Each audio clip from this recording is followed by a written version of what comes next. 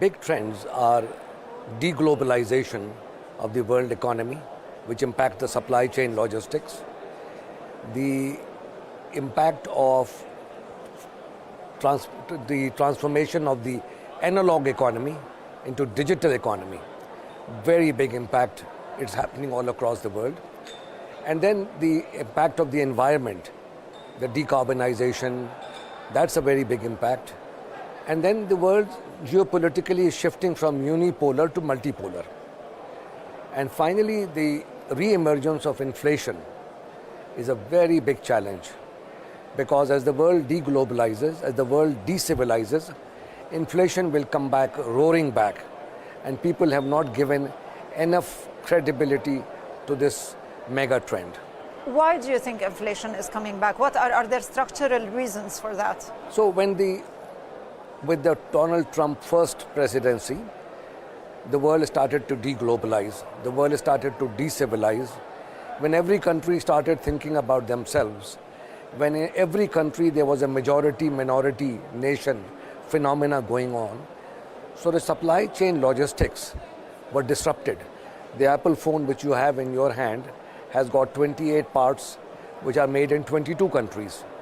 If America has to make all those 28 parts in one place, the cost of production will go up.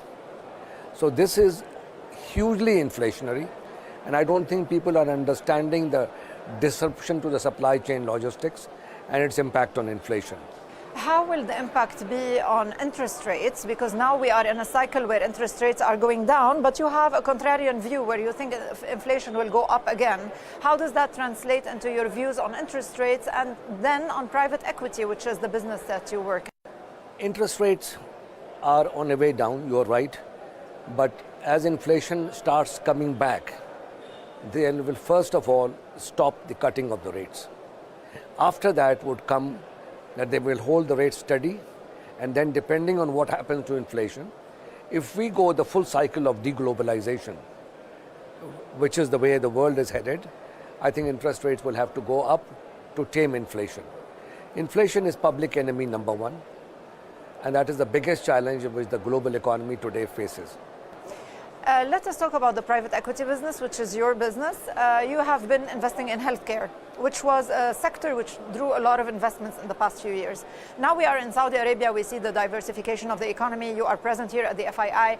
Which sectors do you think will be the most attractive going forward?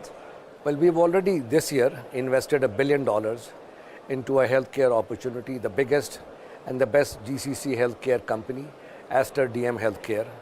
So healthcare is obviously a top priority, education is a top priority, but also environmental services. Also services which make our economy efficient, like facilities management. Also investing into dollarized assets across emerging markets is a very big opportunity. So those are our key areas of focus. Why do you say dollarized assets? Because emerging market, if you invest into Egypt, Turkey, or Pakistan, the currency volatility makes dollar investors like ourselves very vulnerable. So we will always look for dollarized assets to protect our investors from losing money on currency depreciation.